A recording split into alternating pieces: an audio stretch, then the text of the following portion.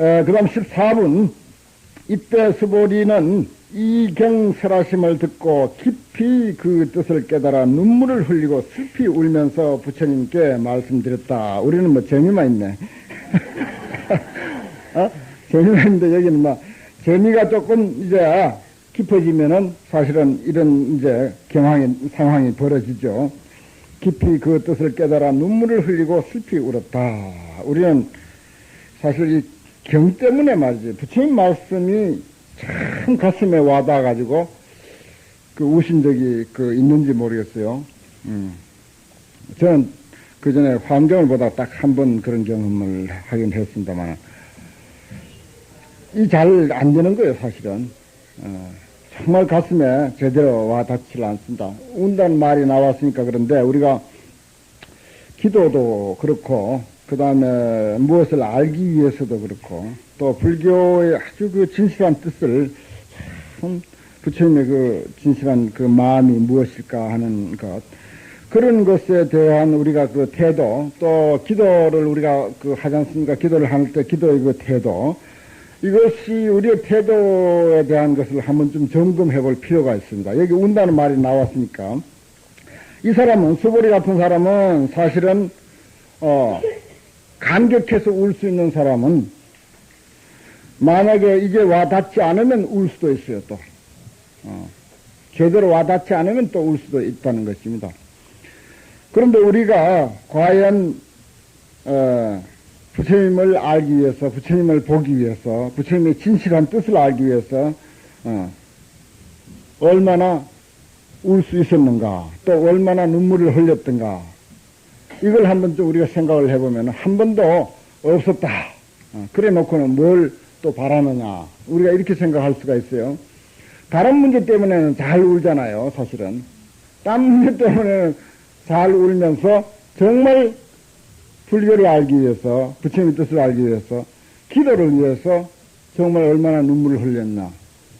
그래 놓고는 뭐, 기도가 되느냐 안 되느니, 기도빨이 뭐 서느냐 안 서느니, 아니, 그래가지고 되겠습니까? 다른 것 때문에, 인간 때문에 눈물을 흘리고, 뭐, 명예 때문에 눈물 흘리고, 분한 것 때문에 눈물 흘리고, 자존심 상해서 눈물 흘리고, 돈 때문에 눈물 흘리고, 그런 것은 수없이 눈물 흘려놓고, 정작 눈물을 흘려야 할 때 여기 와서는 눈물을 우리가 흘린 적이 없다고요. 울지 안 했어요.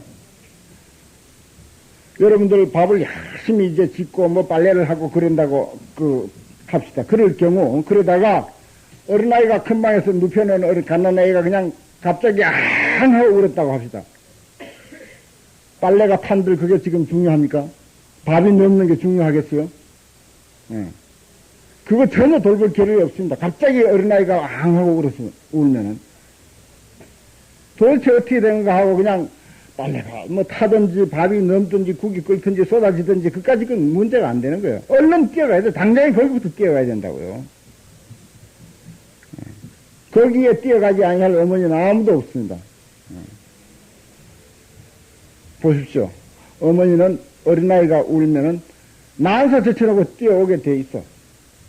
불교라고 하는 것, 진리라고 하는 것, 마하반야 바람이라고 하는 것, 부처님이라고 하는 것, 우리가 울기만 하면 순식간에 무엇을 하시든지, 반야바람이니 무엇을 하시든지, 부처님이 무엇을 하시든지 그거 염려할 필요 없어. 부처님이 미국 가 있는지 어디 가 있는지 그거 염려하실 필요 없어. 우리가 정말 그를 위해서 그분의 뜻을 이해하기 위해서 이 순간 우리가 눈물을 흘릴 수 있고 어린아이가 울듯이 앙하고 울기만 한다면은 순식간에 뛰어옵니다. 순식간에 내 마음에 와 닿는 거예요. 그렇게 울어보지도 않고 어린아이처럼 울어보지도 않고 어머니가 뛰어오기를 바라? 그건 안 되는 소리죠. 부처님은 어머니다라고 우리가 그렇게 비유를 했을 때 그 똑같은 이치예요. 너무나도 당연하지 않습니까? 어린아이가 우는데 뛰어가지 않을 어머니가 아무도 없습니다. 마찬가지로 우리가 진실로 불교의 올바른 뜻을 알기 위해서 진리를 깨닫기 위해서라고 합시다. 또 기도, 뭐 반야바람이 뭔가, 부처님이 누군가 그것이 궁금해가지고 정말 내가 눈물을 흘릴 수 있다면 정말 가슴에 북받쳐 우리는 울음을 울 수 있다면은 그건 간단한 문제예요. 반야바람이를 그까지 식은 죽먹기요. 부처님 만나고 하는 것도 아무 일도 아닌 거예요. 기도 성취 아무것도 아닌 거예요. 제대로 한번 울어보지도 아니하고는 기도가 뭐 되느니 안 되느니 우리가 그랬잖아요. 우리가. 말이 좀 잘못됐어요? 그런 것도 다 경에 있는 말입니다. 참 너무나도 당연한 이야기죠. 예. 어머니가 우는데, 어린아이가 우는데 어머니가 밥 짓는다고 내가 밥 다 지어놓고 가서 우는 아이 가볼 거다. 갑자기 호랑이가 나타나는지 뭐 뱀이 방에 들어왔는지 알 수가 없잖아요. 앙하고 우는데 밥이 넣는다고 안 뛰어갈 어머니 없습니다. 설사 불이 거기서 붙어서 집을 태운다 하더라도 가서 애부터 볼 거예요.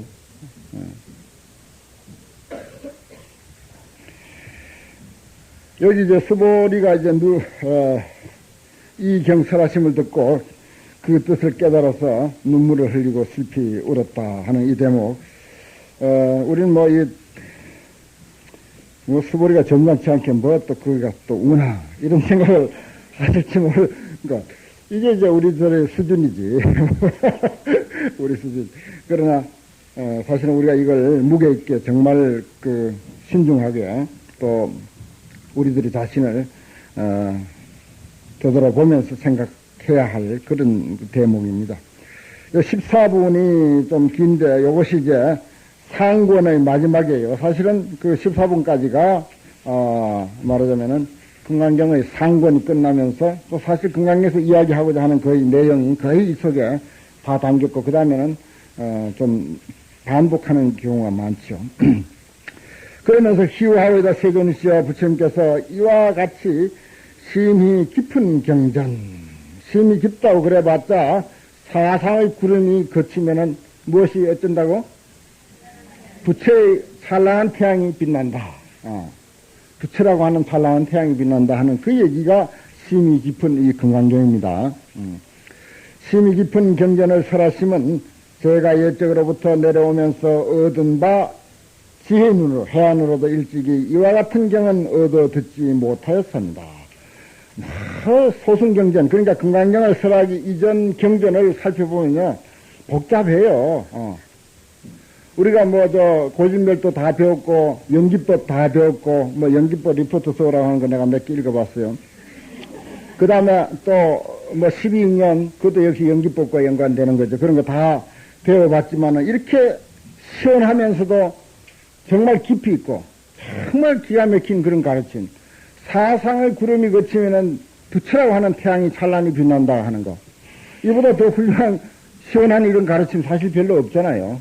별로 없었죠. 우리가 그동안 공부해.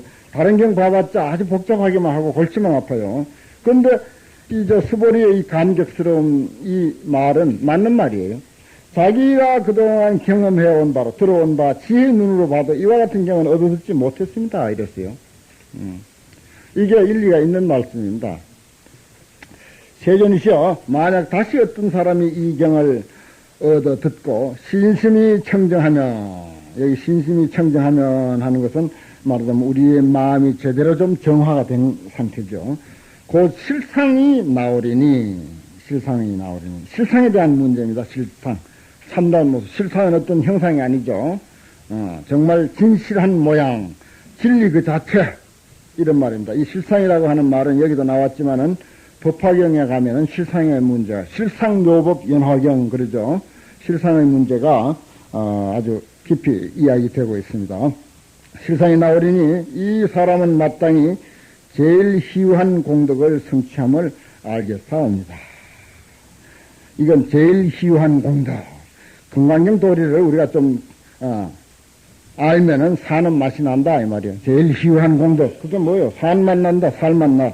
그게 이제 희유한 공덕이고 그것은 곧 사상의 구름이 좀 거치고 바람이 막 그냥 기도의 바람, 정진의 바람, 용맹정진의 바람을 막 불면은 구름 걷게 하려면은 바람 불 수밖에 없죠. 그죠?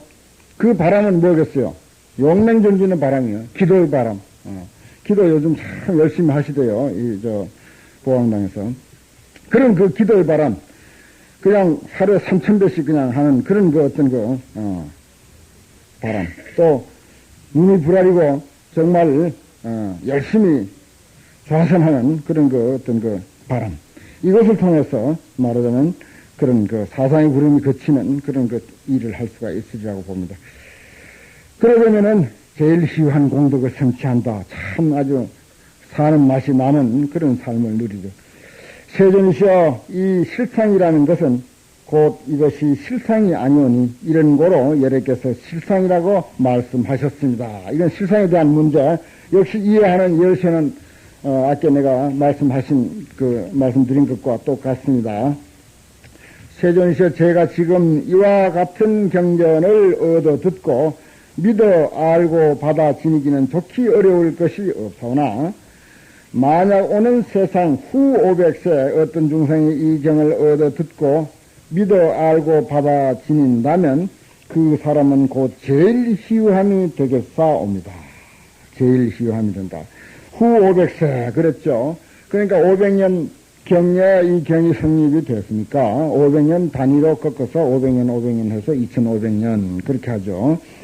이유를 말씀드리면 그 사람은 아상이 없사오며 인상도 없사오며 중생상도 없사오며 수자상도 없는 까닭이옵니다.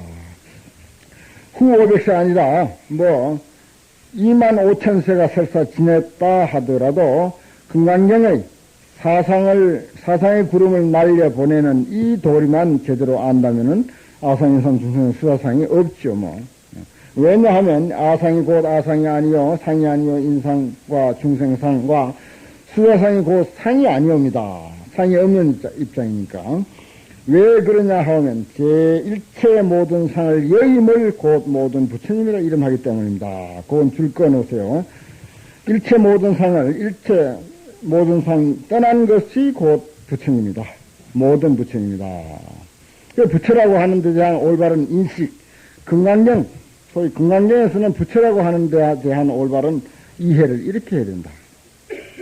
바로 이 시대에 이 경을 제대로 이해하고 그야말로 사상이 떨어진 사람, 그 사람이 뭐라고? 부처라고. 예, 부처예요. 참, 얼마나 좋습니까? 시원한 거죠. 그것이 떨어져야 제대로 보살행이 나오죠. 정말 진짜 우리가 보살행은 상이 떨어져야 돼. 또 상을 가지고 해도 고맙고, 상을 가지고 해도 그것도 어려우니까. 상을 가지고 하다가 보면은 상이 떨어지지, 결국. 왜냐?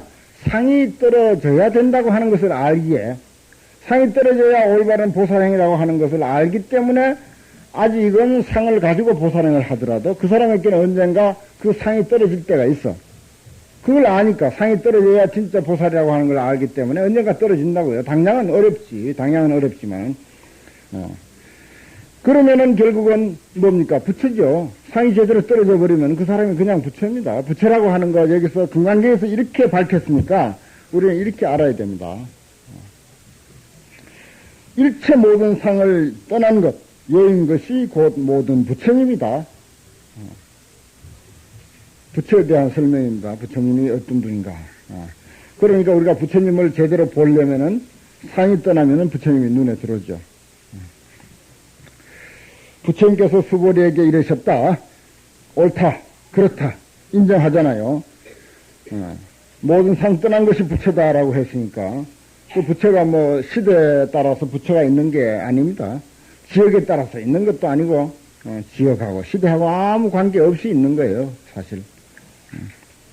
그래, 부처님이 옳다, 그렇다. 만약 다시 어떤 사람이 있어 이 경 말씀을 듣고 놀래지도 아니하고, 겁내지도 아니하고, 두려워하지도 아니하면, 마땅히 알라, 이 사람은 심히 희유함이 되느니라. 이 자리에 있는 우리는 전혀 안 놀래죠. 또, 겁은 고소하고 아무렇지도 않습니다. 두려워하지도 않습니다.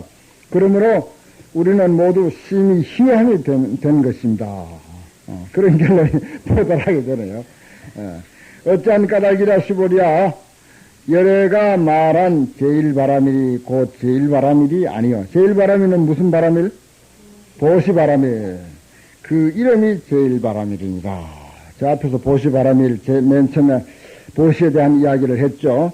그러니까 여기서는 이제 전부 앞에 이야기한 것을 거둬들이는 결론을 맺는 그런 단계입니다. 그래서 이 이야기를 하는 거죠.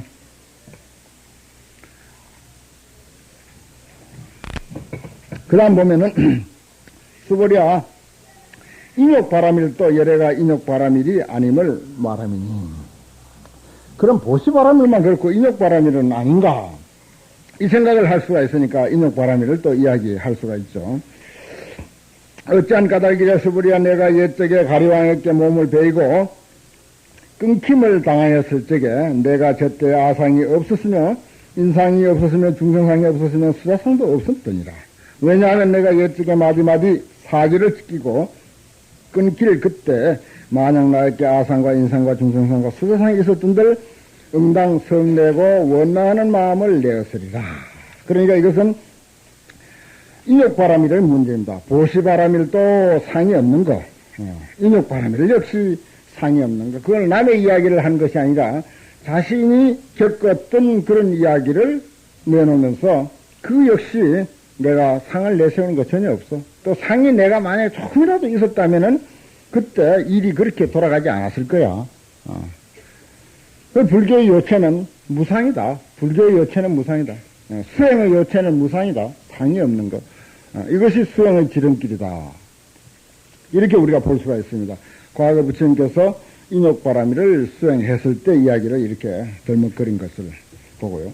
그 다음 계속 조금 인욕바람일이 이제 이야기가 되죠. 과거, 그보다 더 과거 이야기가 또 나옵니다. 수보랴 또 열애가 과거 500세 동안 인욕선인이 되었을 때를 생각하니 저 세상에서도 아상이 없었고 인상도 없었고 중생상도 없었고 수자상도 없었느니라. 기억난 김에 그만 과거 이야기 다 해버리네요. 옛날에 가리왕에게 있었던 그런 기억을 되살려서 그때도 상이 없었고 무상으로 내가 수행 삼았고 그보다도 더 전에 500세 동안 인욕선인이 되어가지고 그때도 역시 무상이었다. 그때 수행법이나 지금 수행법이나 또 가리왕 때 수행법이나 연등불 때 수행법이나 모두가 상 떠나는 문제다. 그러니까 보시바람일의 문제, 부처라고 하는 문제, 부처라고 하는 문제가 결론적으로 일체상을 떠난 것이 부처다라고 했으니까 부처라고 하는 문제, 저 앞에서 뭐 안욕따라 삼맥삼보리에 대한 문제를 열거를 했으면서 여기 와서 또 이렇게 또 한번 분명하게 짚고 넘어가죠. 그 어떤 문제도 중생의 문제나 부처의 문제나 또 부처의 과거의 문제나 전부 무상으로 위종이다. 상 없는 것으로서 종을 삼는다. 이렇게 이제 보는 거죠. 이 까닭에 수보랴 보살은 응당 일체상을 여의어 안욕따라 삼맥삼보리심을 바랄지니. 일체상을 여인다. 뭐죠? 껍질을 다 벗긴다. 껍질 다 벗긴다. 사상이라고 하는 껍질을 다 벗기는 거죠. 예를 들어서 우리가 수박을 먹는다 하더라도 껍질 안에 있는 그 붉은 살을 먹어야 수박 맛을 보지. 수박 겉핥기 그거 가지고는 수박 겉핥기 그건 상이에요. 외모입니다. 모양이에요. 그러니까 우리가 어떤 그 상을 가지고 살아가고 있는데 그 상을 가지고 살아가는 그 삶은 정말 깊이 있는 삶, 정말 인생의 진정한 맛을 못 보는 거죠. 일체상을 여의어 안욕따라 삼맥삼부림의 심을 바랄지니 마땅히 형상에 머물러 마음을 내지 말며 성향위촉법에 머물러 마음을 내지 말고 응당 머문 바 없는 마음을 낼지니라. 이게 이제 저 앞에 있었죠. 만약 마음이 머물미 있으면 곧 머물미 아님이 되느니라. 이 까닭에 열애가 말하기를 보살은 마땅히 마음을 형상에 머물지 아니하고 보시한다 하느니라. 저 앞에 있었기 때문에 이렇게 이제 이야기를 한다고 하느니라. 이렇게 하는 것입니다. 여러분 뭐 보시에 대한 이야기는 그 반복이 됐습니다. 마음이 어디에 머물지 않는다. 그것은 바로 사상을 떠난 모습을 이야기하고 있죠. 사상을 떠난 모습. 수보랴 보살은 일체 중생을 이익하기 위해서 응당 이와 같이 보시하느니라. 그러니까 어디에도 머물지 아니었고 상 내지 아니한 상태에서 그 말이죠. 열애가 말한 일체 모든 상은 곧 이것이 상이 아니면 또 말한 일체 중생도 곧 중생이 아닌가. 상인이 중생이니 하는 것도 다 쓸어버렸습니다. 우리가 보기에 중생이니 상인이 하는 것이지 부처님이 지옥에 가도 지옥에 간 게 아니듯이 그 예를 일단은 좀 상기하십시오. 그보다 더 좋은 어떤 안목이 있으시면 모르겠으나 일단은 그것을 상기하느라 지 눈으로 봤을 때 뭐 상인이 중생인이 하는 게 그게 있을 턱이 없다. 그게 본래 우리 생명이고 우리의 진실한 모습이다. 그런 것입니다. 그렇게 일단 이해를 할 필요가 있죠. 수보리야 열애는 진리의 말을 하는 자며 진실을 말하는 자며 여야한 말을 하는 자며 거짓말을 하지 않는 자며 다른 말을 하지 않는 자니라. 이건 이제 부처님의 그 진실을 이야기한 것입니다. 수보리야 열애가 얻은 바 법인 이 법은 실다움도 없고 헛됨도 없느니라. 이렇게 해서 이거 아주 유명한 대목입니다. 열애는 진어자, 실어자, 여자, 뭐죠? 불망어자, 불광어자, 불이어자. 그렇죠. 5가지로 자신의 진실성을 이렇게 이야기한 것. 이건 다른 경계는 잘 없습니다. 왜 이런 이야기를 이렇게 할 수밖에 없었느냐. 그동안 소승 경전에서 계속 있다고 했어요. 있는 것. 고도 있고 낙도 있고. 그런데 여기서는 전부 없다고 합니다. 일체를 다 없다고 하는 거예요. 부처님도 없다고 하니까 없는 게 부처라고 했으니까 이게 청천벽력이에요. 그 당시 사상계에서는. 안 그렇습니까? 이 이야기요. 여기는 우리가 늘 공부해 왔으니까 그렇지만은 우리 불교를 공부하는 또 불교를 믿는 뭐 거의 대다수 사람들이 무상이 부처다라고 그러면은 정말 그게 뭔 소린가? 그 참 되도 않는 소리. 저 사람은 불교도 제대로 모르네. 내가 알기로는 절대 그런 게 아닌데 이렇게 생각할 사람이 사실은 굉장히 많습니다. 아마 우리나라 불교도 중에 한 7, 80%는 그렇게 되지 않을까 이 생각이 듭니다. 안 그렇겠어요? 부처님은 분명히 엄연히 역사적인 존재, 또 요즘 또 현대학 했다고 하는 사람들, 그 사람들일수록 또 그런 어떤 역사적인 그런 사건만 가지고 부처님이다라고 또 이렇게 또 생각하는 그런 또 병이 또 있어요. 그것도 큰 병입니다. 그것도 정말 그건 역시 유물론적 사관이에요, 사실은. 그 유물론적 사관하고 전혀 다를 바가 없습니다. 어떤 현실의 눈으로 보았던 역사적인 사건, 그것만 가지고 있다고 고집하는, 그것만이 부처라고 고집하는 그 안목은요, 정말 이것도 위험천만의 안목이에요. 그런 사람들에게, 그리고 또 어리석어서 그 반대로, 무식해서 그냥 아주 단순한 그런 믿음으로, 부처님은 뭐 어떤 분이다라고 이런 식으로 생각하는 그런 사람들에게 이런 무상, 상 없는 게 부처다라고 하는 이야기는 정말 큰 혁명이고 큰 사건이고 정말 너무나도 어이없는 그런 말씀이죠. 그러니까 부처님이 이 5가지로서 열애는 진어자, 실어자, 여자, 불광어자, 불이어자 이렇게 5번을 반복하면서 같은 뜻이지 그게 뭐 여러 가지 뜻일 택이 있습니까? 이렇게 5번이나 반복하면서 당신의 말이 진실이다라고 하는 것을 이렇게 우리에게 이렇게 못 박아주는 이유가 그 당시 사상계의 상황이 그동안 전부 있다라고 하다가 없는 것이 진실이다라고 이렇게 이제 이야기를 하려니까 그게 쉬운 게 아니죠. 쉽게 이해되는 게 아닙니다. 우리는 뭐 자나깨나 무안이 비설신이 무색성향 미촉부 아니 비설신 눈도 귀도 코도 아무것도 없다 가지고 있으면서 눈도 귀도 코도 없다라고 하는 그 소리는 어디서 나왔나? 또 입에서 나온 거지. 눈도 귀도 코에서 나온데도 불구하고 없다라고 하는데 뭐 어쩔 거예요. 그렇게 우리가 의식적으로 또는 그 말로라도 그렇게 공부해 왔기 때문에 그런 대로 이게 이해가 가죠. 그런 대로 이해가 갑니다. 그게 놀랄 일이 아니에요. 수보리야 열애가 얻은 바 법인 이 법은 실다움도 없고 헛됨도 없느니라. 또 어떤 뭐 실다운 그런 생각을 내는 것도 큰 이제 병이 되죠. 수보리야 만약 보살이 마음을 법에 머물러 보시하면 마치 사람이 어두움에 들어가며 곧 보이는 바가 없는 것과 같고 만약 보살이 마음을 법에 머물지 않고 보시하면 사람이 눈이 있고 햇빛이 밝게 비치며 가지가지 색을 보는 것과 같으니라. 금강경에서 이거 내가 제일 좋아하는 구절입니다. 이거 그거 안 끊을 거요?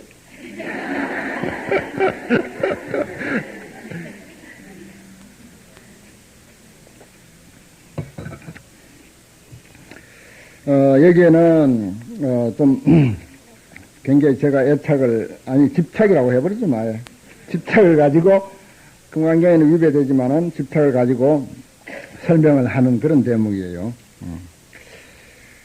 나는 왜 이 대목에 그렇게 집착이 가는지는 그건 또 알 수가 없어.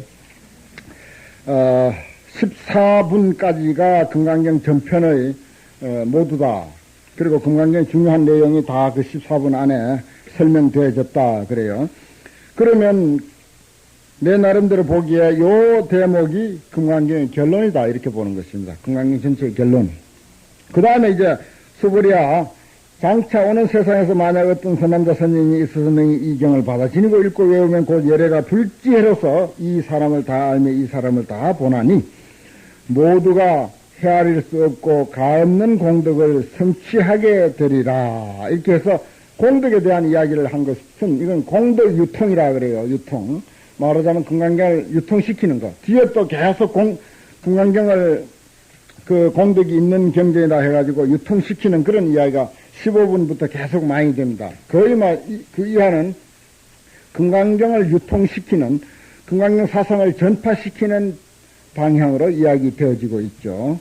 그 수보리아부터도 사실은 금강경을 유통시키는 공덕 유통이라 해서 공덕이 있으니까 유통을 많이 시켜라. 많은 사람에게 전파를 하라. 이런 내용이고, 아까 내가 중요하다고 하는 것, 그것은 사실은 금강경에 대한 전체 결론이고, 그렇습니다. 요 전체 그 결론은, 왜 내가 스님이 요것을 중요하게 금강경 전체에서 제일 그 애착을 갖고, 보는가. 또 이것이 금강경 전체의 결론이다. 이렇게 생각을 하는 이유가 나변에 있는가.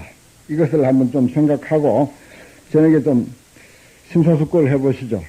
지금, 마음에 좀 그 생각을 해보고, 그 다음에 내일 설명을 들으면은 아주 그 설명이 훨씬 더 그 가슴에 와 닿으리라고 생각합니다. 전혀 뭐 관심 없는데 그 설명해봤자 사실 그렇죠.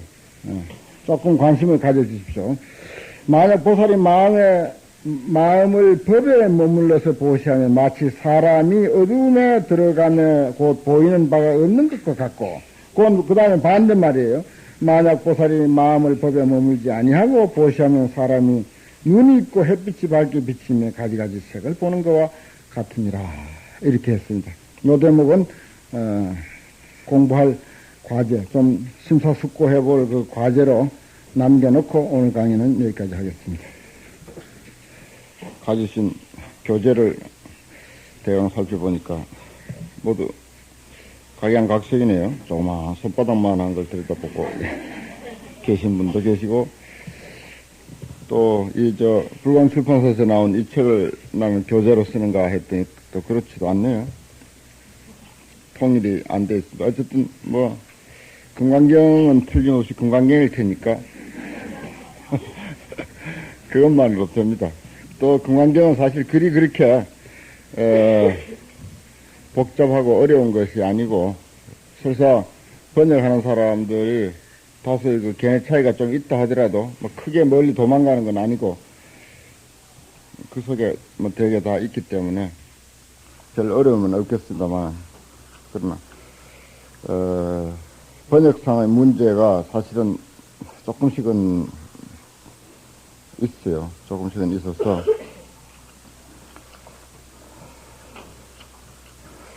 그래도 여기 불광가족은 금강경에 아주 어떤 그 법회 모임보다도 제일 익숙한 그런 그 법회다 이렇게 생각이 듭니다. 금강경을 본래 아주 잘 많이 그 독송을 하고 권장을 하고, 또 대웅경에도 가보면은 그 후불탱화 대신에 금강경을 또 써서 후불탱화로 그렇게 모셨어요. 법주스님이 특히 이제 금강경을 좋아하시니까 그러리라고 생각이 듭니다. 그래서 익숙한 경어로 그렇게 여겨지니까 설사 좀 번역에 문제가 있더라도 크게 잘못되지는 않는다고 생각이 듭니다. 어제 14분 끄트머리에 그동안 공부의 그 결론과 같은 것이다라고 그동안 그 이야기해온 내용의 뭐 결론이 아니겠는가 하는 그런 말씀을 하면서 설명은 이제 오늘로 미뤘죠. 수보리야 만약 보살이 마음을 법에 머물러서 보시하면 마치 사람이 어둠에 들어가며 곧 보이는 바가 없는 것과 같고, 만약 보살이 마음을 법에 머물지 않고 보시하면 사람이 눈이 있고 햇빛이 밝게 비치며 가지가지 색을 보는 것과 같다. 이런 이야기를 했습니다. 그동안 어디에도 머물지 말고 보시하라. 색에 머물지 말고 성향 미촉법에도 머물지 말고 보시하라. 이런 말은 2번인가 나왔던 것 같습니다. 또 어디에 머문다고 한 말은 결국 금강경에서 상 이야기를 많이 한 것과 어떤 관계가 있는가? 바로 상입니다. 머문다고 하는 말은 상에 집착한다 하는 그런 그 뜻이 돼요.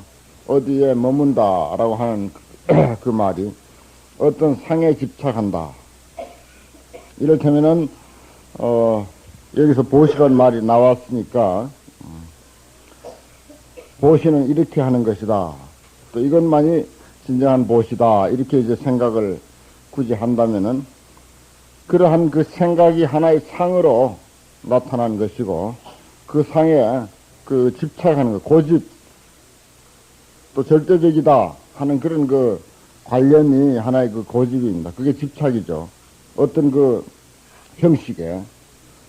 그러면은 머문다고 하는 말은 바로 그런 형식에 머문다 하는 것이나 그런 형식을 집착한다고 하는 것이나 내용에 있어서는 같습니다. 어디에 머문다, 어떤 상에 집착한다. 예를 들어서 수자상 이야기를 내가 여러 번 말씀드렸죠. 나이에 대한 그런 관념, 나이에 머무는 것이에요. 지금 예를 들어서 50이다, 60이다 하면 그 50이다, 60이다 하는 그 의식에 내가 머무는 것입니다. 거기에 안주하는 게 되는 거예요.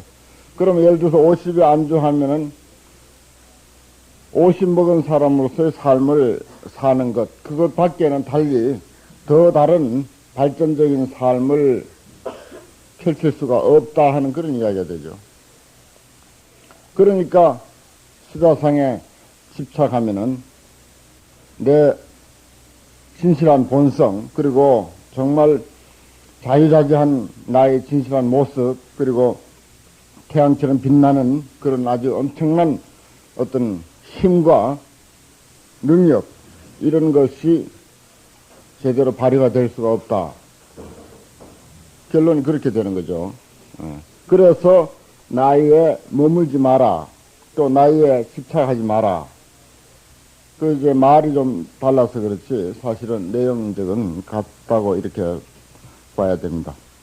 그래서 보살은 상에 머물지 않는다. 또 상에 집착하지 않는다.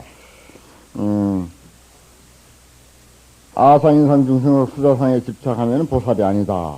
그렇게 이야기됐죠. 그리고 어디에 머물고 보시하면 색성향 미촉법에 머물고 보시하면 또 보살이 아니다. 그렇습니다. 그래서 말이 약간의 차이는 있으나 내용은 같습니다. 여기에서 이제 머문다는 말이 있죠. 만약 보살이 마음을 법에 머물러 보시하면은 마치 사람이 어두움에 들어가며 곧 보이는 바가 없는 것과 같다. 그랬어요. 마음을 법에 머물러라고 하는 이 법이라고 하는 것은 가르침도 아니고 일체법을 말하는 것입니다. 일체법. 모든 현상, 눈에 보이는 현상들, 그리고 우리가 생각할 수 있는 모든 것들, 우리의 의식 속에 존재하는 모든 것, 그것을 전부 여기서 법이다. 이렇게 보는 것이에요. 여기서는 무슨 가르침이나 또는 진리나 그렇게 그러한 그 내용의 법이 아니고, 그러니까 이 보시라고 하는 것은 육바라밀이 하나고 또 금강경에서 여러 번 그 말씀이 나왔던 그런 그 내용입니다만은 처음에 보시가 나왔을 때 제가 말씀드리기를 이것은 보살의 한 삶의 양태다, 삶의 한 모습이 그냥 보시일 뿐이지 꼭 육바라밀 중에 그 보시만을 뜻하는 것도 아니고, 서서 육바라밀 중에 보시라 하더라도 그것은 베푸는 일이니까 우리의 삶이 전체가 보시다. 눈으로 예를 들어서 뭐 사물을 본다라고 하는 것은 그것은 역시 눈의 보시예요. 눈의 작용이고 눈의 활동이고, 귀로서 무엇을 듣는다라고 하는 것은 귀의 보시고 또 귀의 활동이고 귀의 작용입니다. 사실은 그래요. 그러니까 보살의 삶은 그대로 보시의 삶이다. 이렇게 이제 보면 됩니다. 그래서 여기에서 보시라고 하는 것은 우리의 일상생활, 일거수일투족을 모두 보시다. 우리의 그 하루하루 살아가는 것, 삶의 모두를 뜻하는 것이다. 이렇게 이제 일단 생각을 하고, 법이라고 하는 것도 방금 말씀드린 대로 모든 상황, 우리 의식 속에 있는 어떤 그 형식, 그 모두를 법, 그걸 이제 일반적인 의미로 일체법이다 그러죠. 일체법. 일체법에 머문다. 그것은 머문다고 하는 것은 앞에서 설명드렸듯이 집착한다고 하는 것하고 똑같습니다. 집착한다고 하는 것하고. 그래서 우리가 어떤 작용을 펼칠 때, 작용이라고 하는 것은 뭐 아니비설신의를 통해서 하는 모든 일이죠. 아니비설신의를 통해서 우리의 어떤 그 작용을 할 때 어떤 것이다라고 우리의 어떤 그 상식 속에 있는 그 격식, 거기에만 고정되고 거기에만 집착하고 거기에만 머물러서 말하자면은 활동을 하게 되면은, 보시하면은 그랬죠. 그 사람은 마치 어둠 속에 들어가서 아무것도 보이지 않는 것과 같다. 그런데 이건 이제 예를 들어서 어떤 판단입니다. 내가 어떤 판단을 할 때 내 나름대로 어떤 그 기준을 가지고 이것이 꼭 옳다라고 이렇게 판단을 한 것, 그것은 그 기준이 법이 되는 것이고 판단은 보시가 되는 거죠.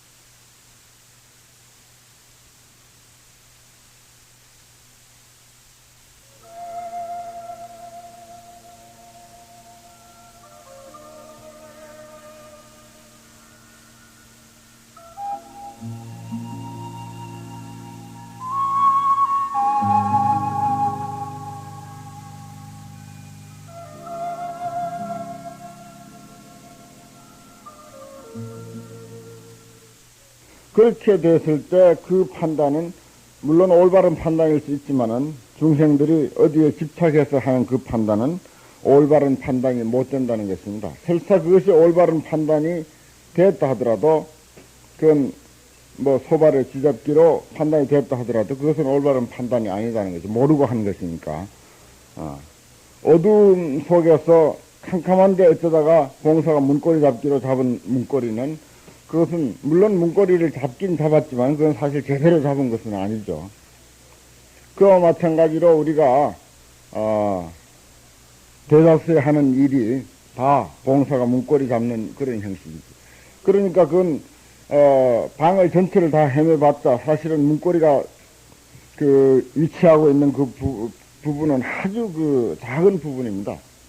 그래서 우리가 하는 일이 봉사가 그 캄캄한 데를 더듬는 그런 그 입장이 된다는 것입니다. 어디에 집착한다고 하는 것은 어디에 집착하고 어디에 머물고 그러니까 우리의 그 현재의 생활이 그렇게 그 안 될 수는 없지만은 그러나 뜬 눈으로 반야의 눈으로 봤을 때 그것은 바람직하지 않다고 하는 그런 이야기가 돼요. 그래서 그동안 쭉 이야기해온 상에 집착하지 말라 어디에 머물지 말라 하는 것을 결론이라고 하는 말씀을 드린 이유가 바로 거기에 있는 것입니다. 여기 아주 비유가 아주 그럴듯합니다.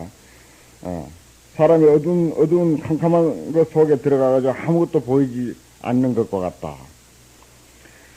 그 이상의 것은 안 보인다는 것입니다. 예를 들어서 이것이다라고 이렇게 우리가 고집을 하면 그 이상 것은 전혀 보이지가 않습니다.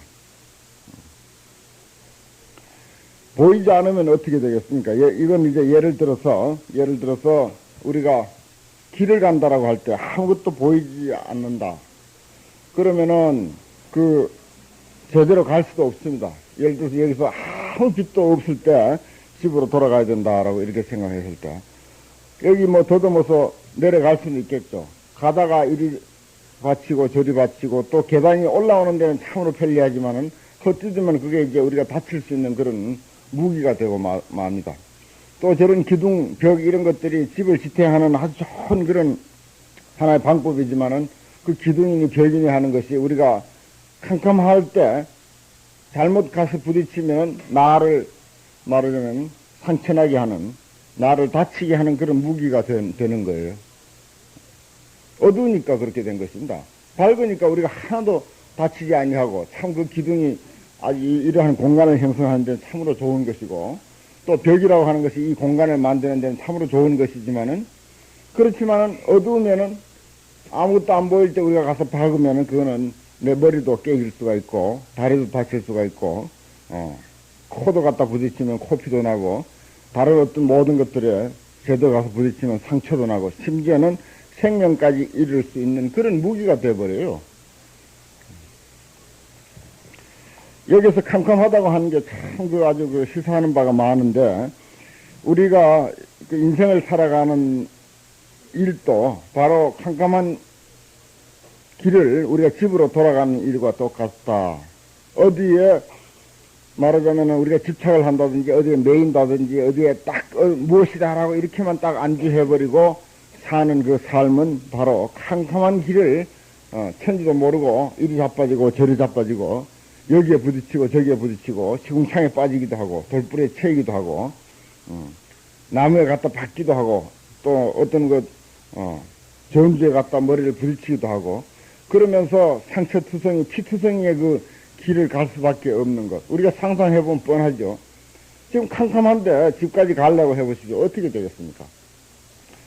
10중 8구 집에 가지도 못하고 어느 방향으로 가는지 가다가 다 다치고 넘어지고 엉망진창이 될 것입니다.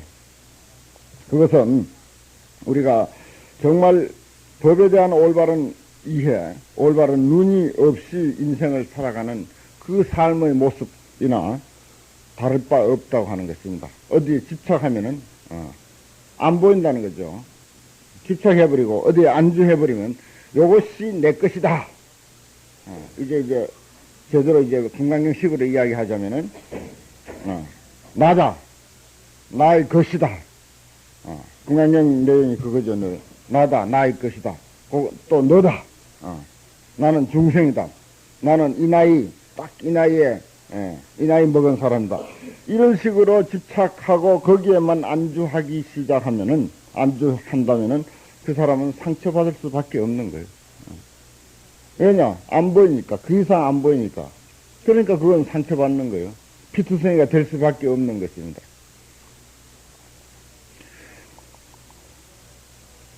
우리가 그동안 살아오면서 뭐 다행히 아무런 한 상처도 받지 않고 살아왔다면 참으로 다행스러운 일이지만은 뭐 거의 대다수가 설사 연령이 높든 낮든 사실은 우리가 관계하지 않고 우리가 살아온 길을 가만히 생각해 보면은 크든 작든 정도의 차이는 있을지언정 상처받지 않고 상처 한 번 받지 않고 살아온 인생이 누가 있습니까? 그런데 그 상처들을 우리가 가만히 생각해 보면 그동안 불교를 모를 때는 전부 남의 탓으로 돌리죠. 멀리로는 조상 탓하고 또는 뭐 또 사회 제도를 탓하기도 하고 여러 가지 주변 상황, 주변 환경을 탓하기도 하고 가까이로는 늘 상대하는 식구들을 탓하기도 하고 친척, 식구, 친구 무슨 뭐 남편, 아내, 자식 전부 가까이 있는 사람들 탓한다고. 그래서 내가 아프다. 내가 이렇게 상처받는다. 왜 이렇게 고통스럽나. 이렇게 우리가 살아오지 않습니까? 지금도 그렇게 살아가고 있고. 그것도 사실은 다 상처예요. 심지어는 그건 이제 피투성이의 어떤 모습이나 사실은 다를 바 없습니다. 이리 찢기고 저리 찢기고 마음이 갈기갈기 찢겨가면서 그렇게 이제 살아가는 그런 모습들. 또 살아왔던 그런 과거들. 그것은 부처님의 가르치며 또 반야의 안목으로 봤을 때 자신이 지혜의 빛이 없어서 그런 거예요. 빛이 없어서. 지혜의 빛이 없다는 것입니다. 어둠에 들어가면 아무것도 보이는 바가 없다 그랬어요. 어둠에 들어가면 아무것도 보이는 바가 없어. 보이지 않는데 길을 가보십시오. 상처 안 받고 길을 갈 수가 있는지, 넘어지고 자빠지지 않고 길을 갈 수가 있는지. 피투성이가 안 될래야 안 될 수가 없는 거예요. 피투성이가 되게끔 되어 있어. 상처받게 되어 있어요. 중생은 왜냐? 집착했으니까. 집착하면 캄캄하니까. 집착하면 캄캄한 거예요, 벌써. 캄캄하다고 하는 것은 여기에 캄캄하다는 어둠에 들어가면 아무것도 안 본다고, 보이지 않는다고 하는 것하고 같은 말이에요. 그대로 그 얘기입니다.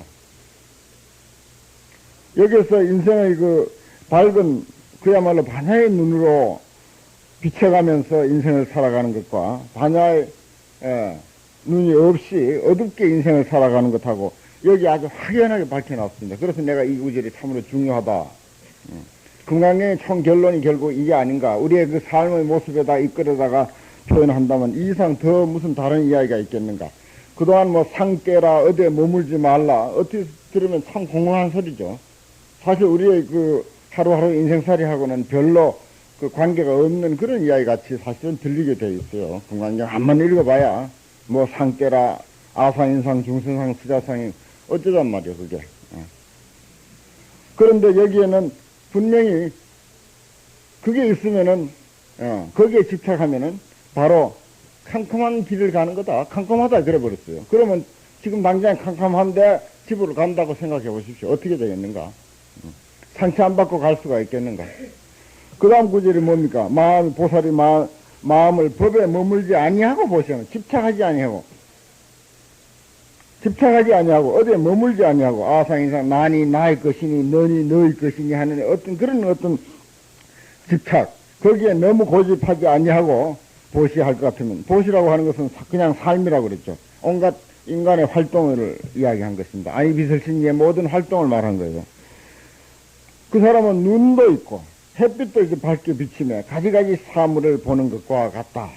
가지가지 사물을 우리가 봤으니까 아침에 여기까지 아무 탈 없이 어디에도 하나 받치지 아니하고 신 한 번 잘못 신지 아니하고 전부 여기까지 고스란히 왔지 않습니까? 또 돌아가실 때도 빛이 있고 눈이 밝으니까 아주 쉽게 갈 수가 있는 거예요. 그렇게 차가 많이 지나다니지만은 정말 아주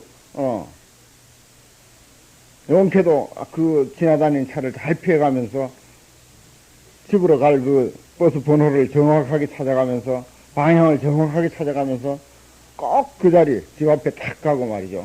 하나도 오차 없이, 정말 추워의 오차도 없이 집에 착 갈 수 있는 것. 왜 그렇습니까?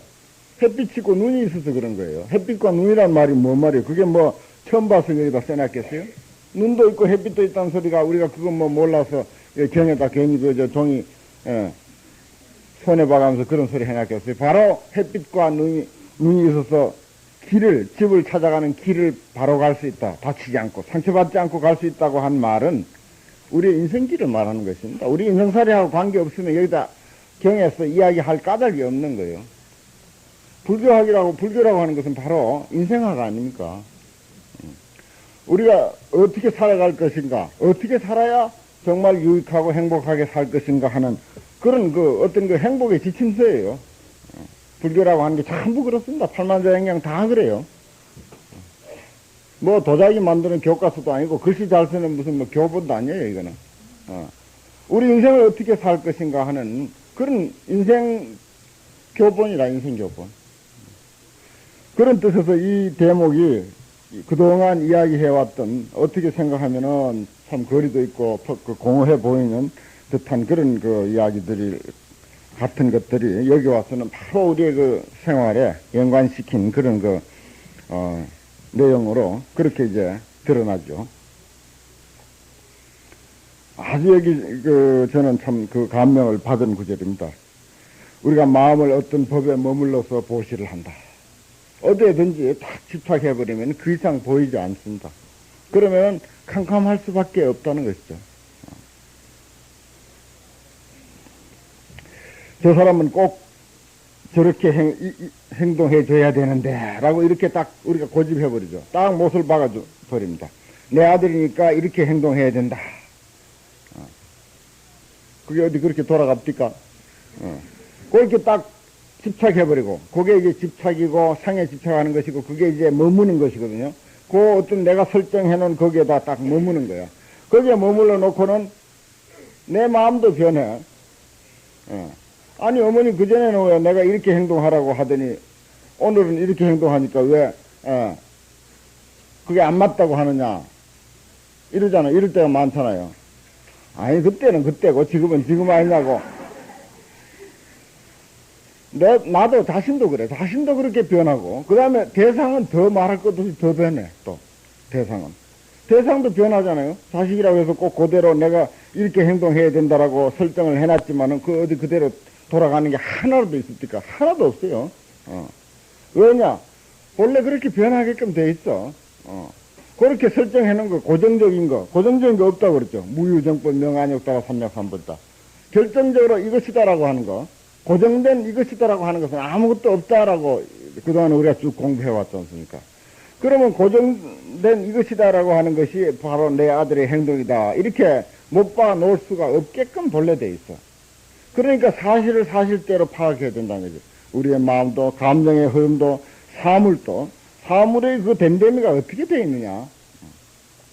이걸 제대로 파악하면은 그런 집착이 있을 수가 없는 것이지.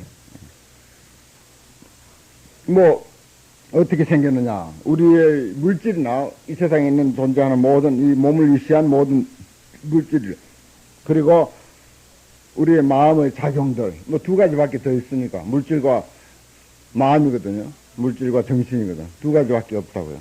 그걸 뭐라고 했어요? 온 개공이라 그랬잖아요. 색은 물질이고 수상행식은 정신 아닙니까? 그 정신이 텅 비었다 그래서 본질적으로 텅 비어 아무것도 없는 거야. 없기 때문에 변화무쌍한 거예요. 없는데 어떤 인연에 의해서 존재하기 때문에 변화무쌍할 수밖에 없어. 지금 예를 들어서 우리가 공부 시간이니까 이렇게 아주 질서정연하게 이렇게 와 있지. 그런데 1시간 전에는 없었어요. 텅 비었다고 이 자리가. 근데 또 공부가 끝나면은 뿔뿔이 흩어지는 거예요.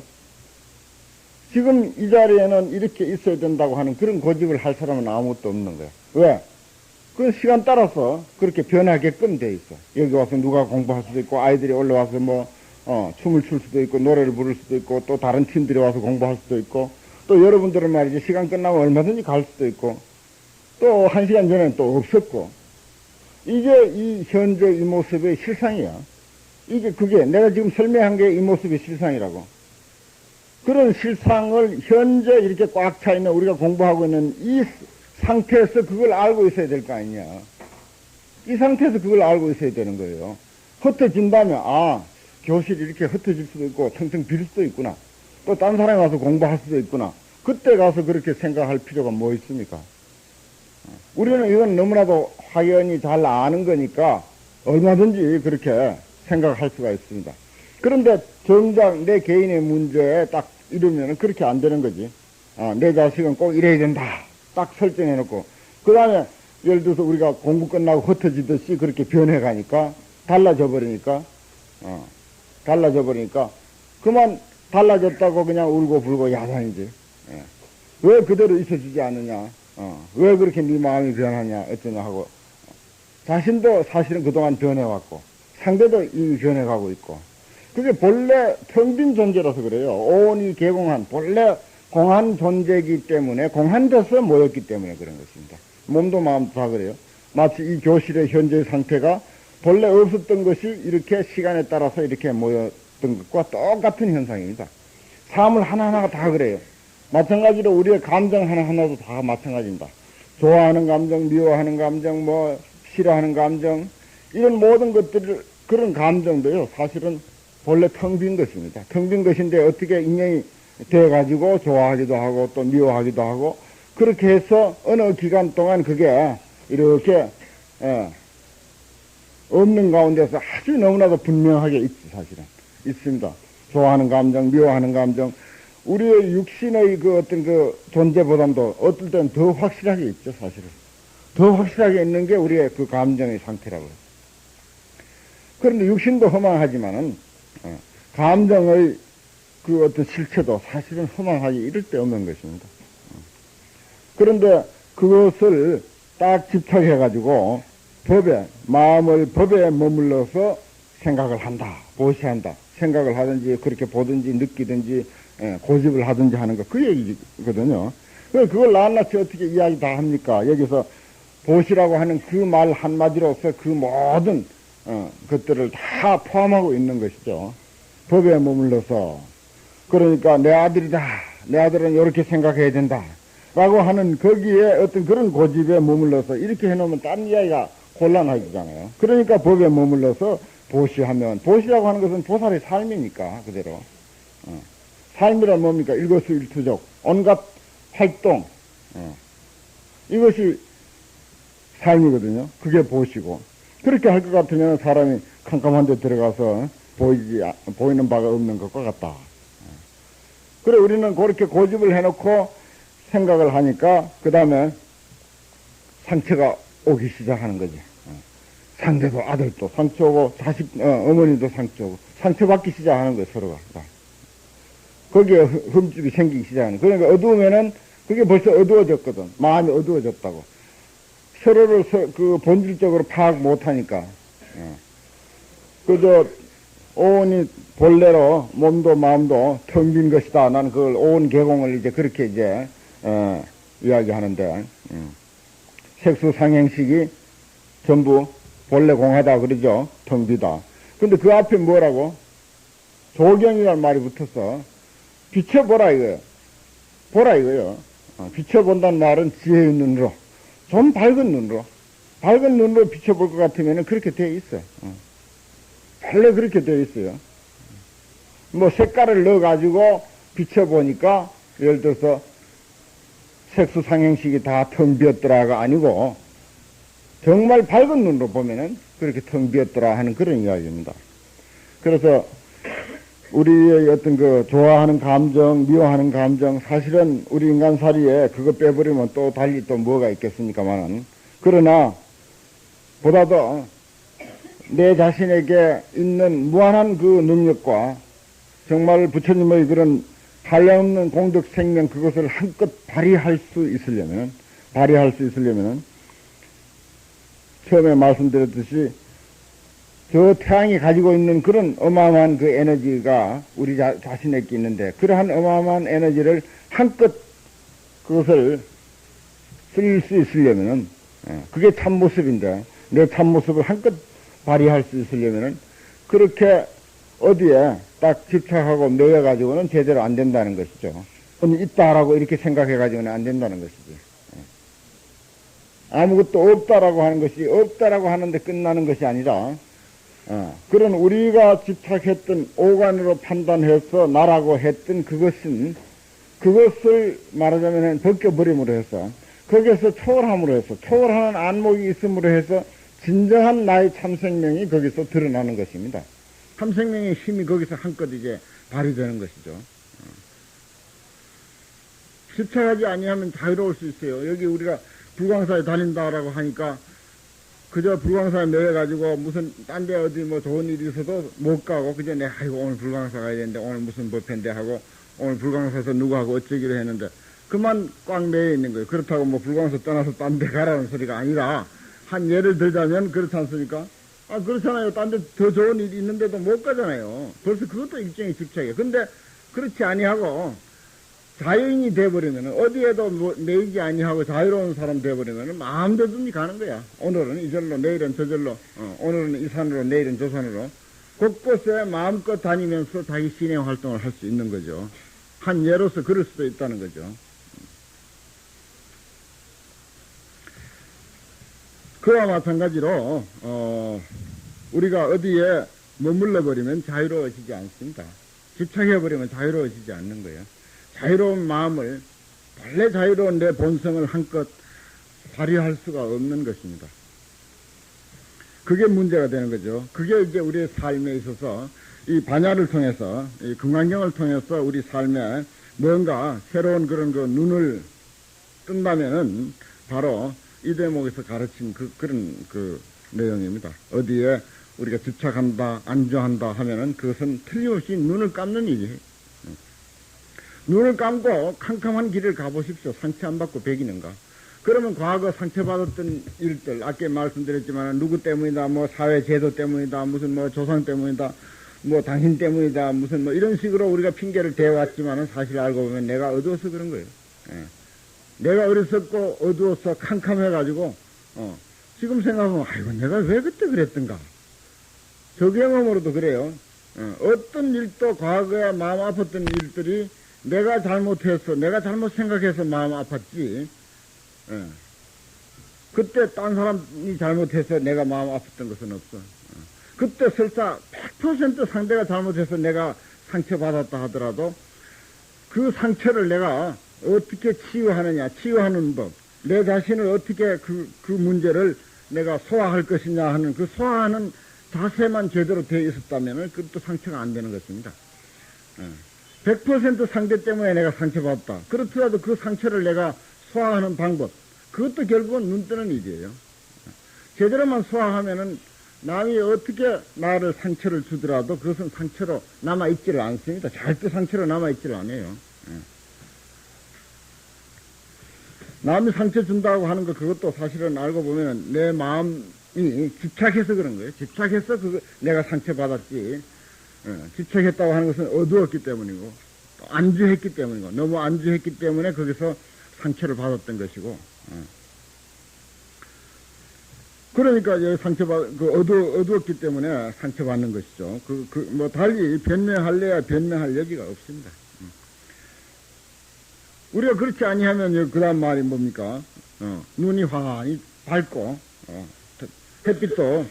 햇빛이 밝게 비치는데 가지가지 사물을 환히 볼 수 있는 것과 같아.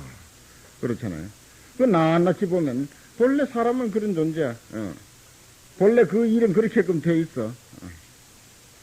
그렇게 생각을 할 수 있다면 순식간에 그렇게 생각을 할 수 있다면 상처로 남아있지를 않습니다. 아예 상처로 남아있지를 않아요. 환히 꿰뚫어 보는데 어떻게 가서 부딪힐래 부딪혀지지가 않는 거예요. 아무리 기둥이 있다 하더라도 부딪혀지지가 않고 계단이 아무리 가파르다 하더라도 전혀 거기에 굴릴 까닭이 없는 거죠. 그리고 또 한 가지 생각해야 할 것은 우리가 용케 상처받지 않고 살아왔다고 해서 주변에 나를 상처 주지 않을 수 있는 그런 여건이 돼서 그렇다. 그것도 천만의 말씀입니다. 사실 알고 보면 전부 나에게 상처 줄 거리밖에 없는 거예요. 알고 보면은. 그건 이제 우리가 눈을 뜨고 있으니까 그런 대로 상처를 안 받고 사는 것입니다. 상처 받을 거리가 없어서 상처 안 받은 게 아니라는 말이에요. 전부가 상처 받을 거리예요. 사실 알고 보면은. 그런데 눈이 밝기 때문에 상처를 안 받고 다닐 수 있는 것입니다. 세상사도 그렇게 생각해야 돼요. 우리 인생사도 사실은 알고 보면 곳곳에 마음 아플 일이지. 낱낱이 마음 아플 일이고 다 상처받을 일이지. 그런데 그런 대로 우리가 소화하는 길이 있고 생각하는 어떤 방향이 있고 또 그래도 부처님 말씀이라도 자꾸 이제 들어오고 이럴 때는 이렇게 생각해야 된다더라. 일체가 개공이라는데 재행이 무상이라는데 뭐 그저 엄필치 하는 소리 있지 않습니까? 다 인연소치지. 다 인연소치지. 재행 무상이야. 다 흘러가게끔 돼 있어. 변해가게끔 돼 있어. 재행 무상이라는데 뭐 어쩔 거야. 사실 재행 무상이고. 그렇게 함으로써 어떻게 됩니까? 가벼워지는 거예요. 가벼워져. 시원해지지는 않더라 하더라도 시원해지면 그건 참 정말 반야의 눈을 갖춘 사람이지. 그렇지 못하다 하더라도 그런 대로 가벼워질 수 있고 그 상처가 빠른 시일 내에 아물어질 수가 있는 것입니다. 그런데 그런 생각을 우리가 못하고 계속 살아간다면은 그것이 자꾸 축적이 되고 축적이 돼가지고 이미 지나가 버려야 할 일들 이미 잊어버리고 상처가 다 아물어져서 흔적도 없어야 할 그런 일들이 아직도 그것이 어느 구석에 상처로 남아가지고서 계속 그렇게 했다. 결국은 그것이 이제 하나의 어떤 그 병으로 나타나가지고 결국은 그것 때문에 그만 한 번도 제대로 인생 밝게 웃어보지도 못하고 결국은 그것이 병이 돼가지고 그만 죽게 되는 그런 그 상황에까지 이르는 예들 그런 것들이 많습니다. 알고 보면요, 이게 맹렬한 이야기인지 모르지만 자기 인생은 오로지 그 자기에게 책임이 있고 자기 것일 뿐이에요. 누구도 대신 해주지 못합니다. 대신 해줄 수가 없는 거예요. 본래 대신 해주게끔 되어 있는 게 아니라 그렇다면 좀 야근 생각을 해야 돼. 야근 생각. 야근 생각이라고 하는 것이 뭔가 하니 얼른 마음을 걷어들어버리자. 얼른 본래 그래 돼 있어. 재행이 무상이고 제법 무하고 그러니까 얼른 마음을 걷어들여야지. 다 인연소치야. 어떻게 되더라도 인연소치야. 이렇게 밝은 대낮에 그냥 벼락이 떨어지고 갑자기 소나기가 쏟아지더라도 그래도 이것도 인연소치야. 그것도 인연소치라고요. 그렇게 제대로만 우리가 그 비춰본다면은 상처받을 까닭이 없습니다. 왜 이렇게 밝은 하늘에 갑자기 이렇게 소나기가 쏟아지는가?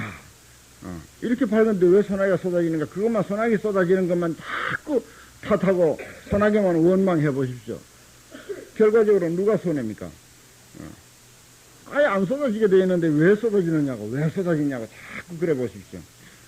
폭우가 쏟아지지 않게 돼 있고 폭풍이 안 불게 돼 있고 구름이 끼지 않게 돼 있는데 왜 이렇게 구름이 끼고 폭우가 쏟아지고 바람이 불고 야단이냐고 자꾸 그것만 자꾸 탓해 보십시오. 결과적으로 누가 이익인지 누가 손해고 누가 이익인지 그럴 때는 얼른 소나기가 쏟아지는구나 하고 어디 뭐 안 가든지 뭘 대비를 하든지 얼른 그렇게 해야지. 얼른 대비하는 길밖에 없는 거예요. 뛰어나가서 빨래도 걷고 말이죠. 그 길밖에 없다고요. 그게 내가 좀 야근 그 생각을 하라고 하는 그 말이 그 뜻입니다. 그래야지 괜히 뭐 비 오는 것만 탓하고 말이지 한뿍 다 젖고, 또 그 길 나갔다가 감기 들리고, 이렇게 해 보십시오. 결국은 손해는 나 자신에게 돌아오고, 내 자신에게 온 상처는 누가 대신하지 않는 거예요. 절대 대신할 수가 없습니다. 그래서 부처님께서도, 부처님의 그야말로 오른팔 왼팔과 같았던 누굽니까? 사리불 목련이 거의 같은 시기에 돌아가셨거든요. 같은 시기에 돌아가시고 나서 포사를 했는데, 죽고 나서 바로 포사를 하려니까 그 제자들이 자리를 이렇게 위로 당겨 앉아야 되는데, 어찌 차마 그럴 수가 있습니까? 그래도 다음 한 달이라도 지나가고 말이지. 얼마라도 지나간 뒤에 부처님이 당겨 앉으라고 하면은 그때 당겨 앉지. 죽었다고 바로 그 자리에 바싹 당겨 앉을 그런 체면이 어디 있습니까? 그래서 자리를 비워놨거든, 양쪽에. 그러니까 부처님도 그 자리 텅 빈 자리 말이지. 바라보니까 기가 차는 거죠. 그 부처님이 오른팔 왼팔과 같았거든요. 그리고 그 많은 제자들이 아주 크게 의지를 했습니다. 또 그 사람들이 출가할 때 뭐 부처님 생애를 통해서 다 들었겠지만 출가할 때 많은 제자들을 데리고 들어왔잖아요. 예. 사실은 부처님보다도 직속상관이야. 왜냐? 본래 출가하기 부처님에게 오기 전부터 그 사람을 의지하고 있었으니까. 그런 아주 기가 막힌 인간관계들이라고요. 그랬을 때 그 밑에 뭐 사제들이라고 할까 제자들이라고 할까 제자들이지 사실 어떤 의미에서 보면은 그 사람들의 마음이 어떠했겠습니까? 정말 찢어지는 듯한 그런 그 아픔을 아마 느꼈을 것입니다. 그럴 때 부처님께서 하신 법문 아주 반복해서 똑같은 법문 했어요. 사리불 돌아가셨을 때도 그렇고 목련전자가 죽었을 때도 그렇고 유명한 그 자신을 의지하고 법을 의지하라. 자신에게 귀하고 법에 귀할지언정 다른 것에 귀하지 말라. 자기 자신을 등불로 삼고 법을 등불로 삼을지언정 다른 것을 등불로 삼지 마라. 자기 자신에게 안식처를 삼고 자신을 안식처로 삼고 법을 안식처로 삼을지언정 다른 것을 안식처로 삼지 마라. 어떻게 보면 특히 아주 그 냉정한 그런 그 말씀 같지만 그 자리에서 어쩔 거예요 그러면. 그렇게 안 하고 또 어떻게 해. 울고 불고 목련전자 왜 죽었느냐 왜 죽었냐 나도 죽을란다 하고 그러면 어떻게 되겠어요? 그럼 해결됩니까? 해결 안 돼요. 목련전자도 재행무상이야. 재행무상의 이치에 인연소치에 특징에는 없어요. 부처님인들 안 그런가요? 부처님도 마찬가지야. 연기의 입법 잘 공부하셨죠? 연기 입법. 연기의 법칙이라고 하는 것은 어떤 누구에게는 적용되고 누구에게는 적용 안 되는 그런 게 아니지 않습니까? 이 세상에 존재한 모든 만유에 공이 적용되는 입법이라 그거는 누가 만든 법이 아니죠. 본래 있는 법을 그냥 부처님이 깨달았을 뿐이지. 그 연기의 법칙이에요. 그러니까 그런 연기 입법을 우리가 이런 공부를 통해서 또 우리가 불교를 믿고 또 이렇게 신행생활을 하는 것을 통해서 나와 그리고 세상을 그리고 나와 세상과의 관계에서 일어나는 모든 마음의 변화들 감정들 희로애락들 이것을 지혜의 눈으로 이렇게 비춰보는 그러한 그 안목. 지금 우리가 이런 공부할 때는 아주 이제 무엇이든지 오늘아 어떤 문제가 생겨도 이제는 내가 지혜의 눈으로 탁 비춰봐가지고 그야말로 쫙 큰 산과 같이 요지부동으로 나는 움직이지 않을 것이다 라고 이렇게 생각이 들 수 있어요. 거의 뭐 한 반쯤은 성불한 것 같지 기분에. 그런데 이제 또 당장에 이제 나가다가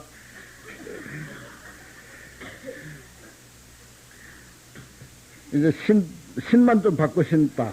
그러면은 그만 왜 내 신이냐고. 자기 신도 모르냐고. 눈 놔뒀다 뭐 하느냐고.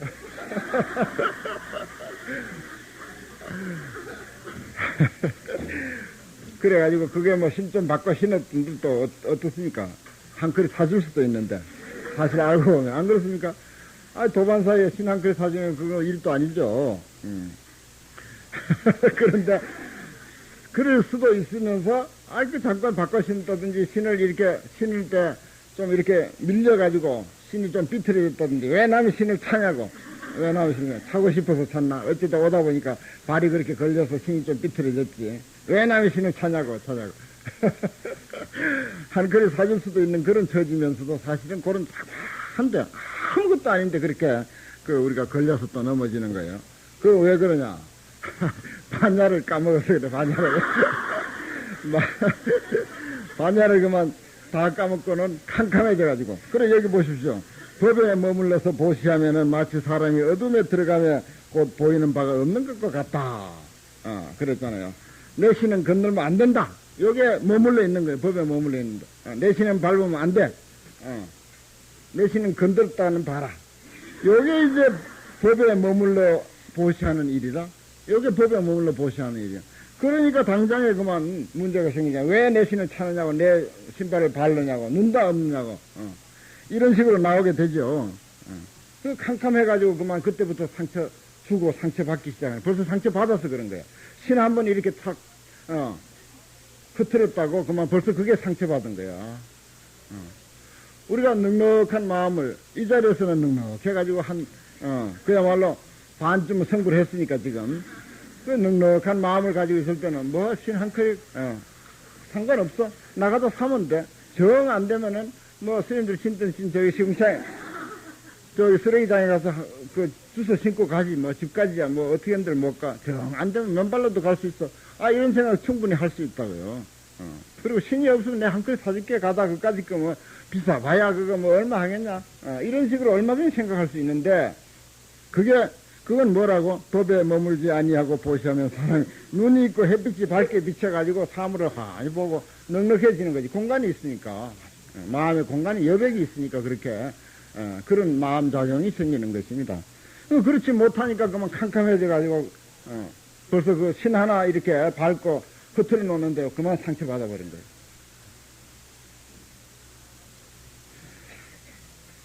그러고 보니 참 이 구절이 기가 막히죠. 그래서 제가 아주 좋아하는 구절이고, 이 금강경의 그 내용이 이 보통 14분에서 그 중요한 내용이 끝나거든요. 끝나면서 여기에 이런 결론을 내렸구나 하는 그런 그 말씀을 드렸습니다. 그 구절 가지고 지금 여태 1시간 했네. 부처님도 결국은 이 대목 가지고 이 문제 가지고 평생 설법하지 않았나 하는 생각이 듭니다. 사실은 이것이 문제죠. 뭐 다른 게 또 뭐가 있겠습니까? 정말 밝게 사는 길과 어둡게 사는 길.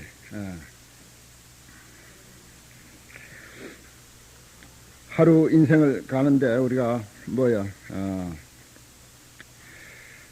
향을 싼 종이에는 향기가 나고 생선을 묶은 새끼에는 비린내가 나듯이 어디로 갈 것이냐 하는 그러한 문제들이 여기에 잘 나타나 있습니다.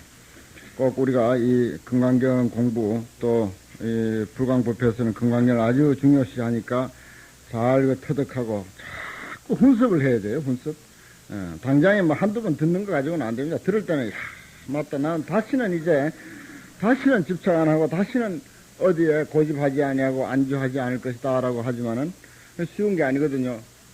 요거는 훈습이 달렸습니다. 어제 공부했죠. 자꾸 익히는 거. 자꾸 가까이 하고 익히는 거. 그 길밖에 없어요. 달리 다른 길이 없습니다. 그러다 보면 어느 날 눈이 확 열리게 되는 거죠. 꿈을 확 깨게 되는 것입니다.